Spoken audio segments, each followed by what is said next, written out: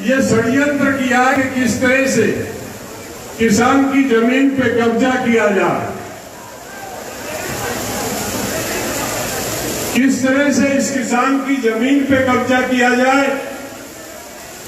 किस तरह से इस देश के खाटाने के बाजार पे कब्जा किया जाए और किस तरह से पूरे भंडारण को अपनी मुट्ठी में ले लिया जाए। तीनों मिल एक दूसरे से जुड़े हुए हैं। कॉन्ट्रैक्ट फार्मिंग के माध्यम से 1942 में कॉन्ट्रैक्ट फार्मिंग अमेरिका में शुरू हुई थी। 1942 में जब अमेरिका में कॉन्ट्रैक्ट फार्मिंग शुरू हुई तो वहां पे 48% किसान था और आज अमेरिका में 1% से कम किसान। आज अमेरिका का किसान इस पोजीशन में है। हमारा अंतरराष्ट्रीय जो किसान आंदोलन है, जिसकी बीकेयू मेंबर है, अमेरिका के किसान भी हमारे मेंबर हैं, वो लड़ाई लड़ रहे हैं कि हमारा वजूद बचे, जनसंख्या का 1% किसान बचा है वहां पे। आपका मोबाइल डिस्टर्ब कर रहा है। वही षड्यंत्र ये यहाँ करना चाह रहे हैं। आपने बिल गेट्स का नाम सुना होगा।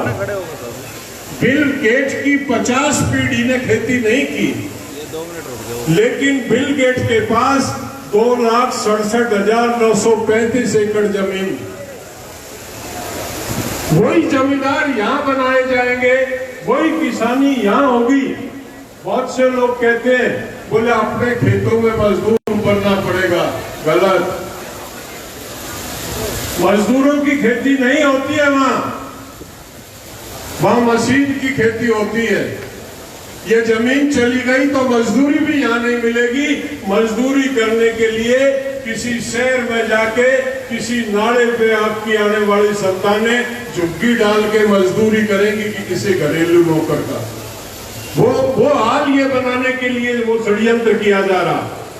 मंडी कानून जिसका दस्तावेज 1936 में चौधरी चरण सिंह ने तैयार किया था, जिस मंडी कानून को चौधरी चरण सिंह द्वारा किए गए तैयार दस्तावेज को 1937 में चौधरी छोटूराम के द्वारा लागू किया गया था। ये वो कानून है जो हमारे राम और कृष्ण थे किसानों के, चौधरी छोटूराम और चौधरी चरण सिंह, उनके माध्यम से ये कानून बनाया गया था। उस कानून को हाथ लगाने का काम इस सरकार ने किया।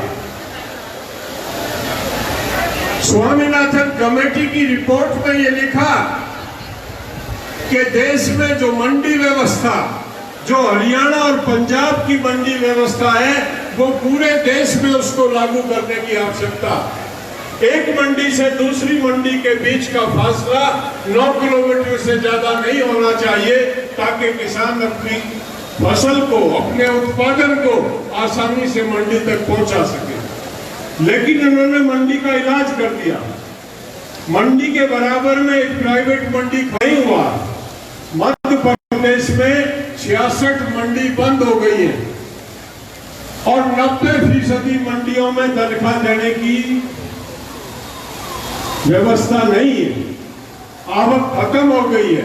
और मध्य प्रदेश में ही नहीं, अमर राकेश जी गए थे आंध्र प्रदेश के अंगोल डिस्ट्रिक्ट में। हम एक मीटिंग करने गए थे, मंडी के कार्यालय में रुके थे। मंडी का सचिव आया, उसने कहा कि मंडी चली गई है, तनख्वाह देने का पैसा नहीं। हरियाणा में गेहूं के सीजन पे मंडियों में बारदाना नहीं आया। 40 मंडियों में बारदाना नहीं आया और कह दिया अडानी के गोदाम, उसमें जाके अपना सामान उतारे, मंडी में बारदाना नहीं आएगा। एक तरफ तो ये चिल्ला रहे कि मंडी खत्म नहीं होगी। अभी आपने 15 दिन पहले देखा होगा, एक खबर आई कि 100 करोड़ रुपया मंडियों को मजबूत करने के लिए भारत सरकार ने दिया। याद है किसी को? हाँ, 1 लाख करोड़ अभी आई थी। वैसे हमारी याददाश्त कमजोर बहुत है, 2-4 दिन में छोड़ देते हैं खबर को। हमारे किसान मोर्चे ने एक दस्तावेज जारी किया और हमने एक एक पैसा बताया। 100 करोड़ का खर्चा कहाँ कहाँ होना है वो उसमें लिखा है और वो हमने श्वेत पत्र जारी किया, किसान के लिए 1 पैसे का भी प्रावधान उसमें नहीं है। जितना भी पैसा वो लगेगा वो एग्री बिजनेस में जो लोग जुड़े हैं, जो कृषि क्षेत्र में व्यापार कर रहे हैं, उनके वेलफेयर और उनको बढ़ाने के लिए लगाया जाएगा। ये निरंतर झूठ पे झूठ बोल रहे हैं। प्रधानमंत्री बार बार कहता एमएसपी थी, एमएसपी है, एमएसपी रहेगी।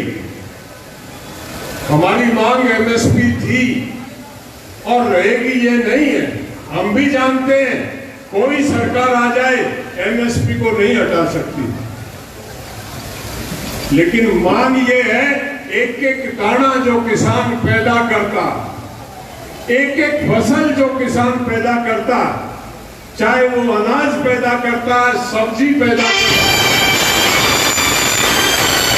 का उत्पादक है या अंडे का काम है उसका, एक एक किसान के द्वारा एक एक चीज जो किसान पैदा करता है वो न्यूनतम समर्थन मूल्य पे बिकनी चाहिए।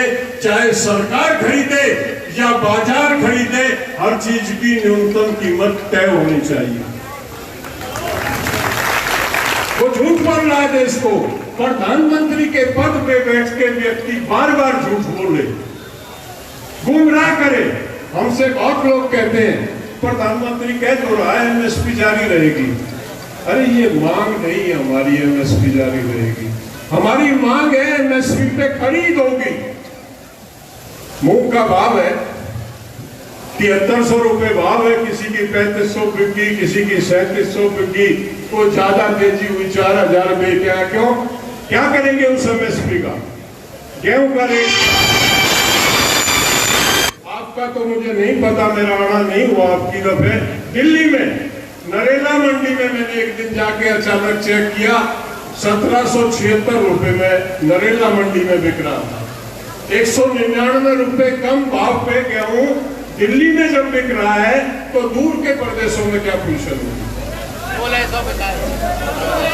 1600 बिका। तो मैं कहना ये लड़ाई ये है, किसान जिंदा कैसे रहेगा? हमको किसान क्रेडिट कार्ड दिया, यही सरकार थी 1999 से 2004 के बीच में। हम एक आंदोलन कर रहे थे, यहाँ के बहुत लोग थे उस आंदोलन में। हमने कहा कि किसान क्रेडिट कार्ड जो है वो किसान की मौत का दस्तावेज है। जब तक किसान को लाभकारी मूल्य नहीं मिलेगा, कर्जे को लौटा नहीं सकता, और कर्जा नहीं लौटाएगा तो उसकी जमीन जाएगी। जब वो आत्महत्या करेगा, हमको कर्जा नहीं चाहिए, हमको लागत पे लाभकारी मूल्य चाहिए। ये हमारी लड़ाई। आपको कर्जा दे रहे हैं, हर साल कह रहे हैं कि 10% कर्जे की और प्रावधान कर दिया। कर्जा एक षड्यंत्र के तहत दिया जा रहा है आपको, एक जाल में आपको फंसाया जा रहा है। कर्जे के जाल में आप फंस जाएंगे और एक दिन वो आएगा, वो कर्जा आपकी जमीन को डूबेगा और उस दिन आप रोड पे होंगे। ये षड्यंत्र है कि कीमत मत दो, कर्जा दे दो। एक बहुत बड़े षड्यंत्र के तहत इन्होंने कॉन्ट्रैक्ट फार्मिंग का कॉन्सेप्ट लेके आएंगे।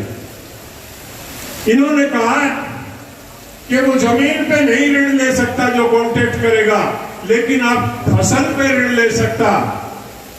उसमें कहीं नहीं लिखा कि वो ऋण कहां चढ़ेगा।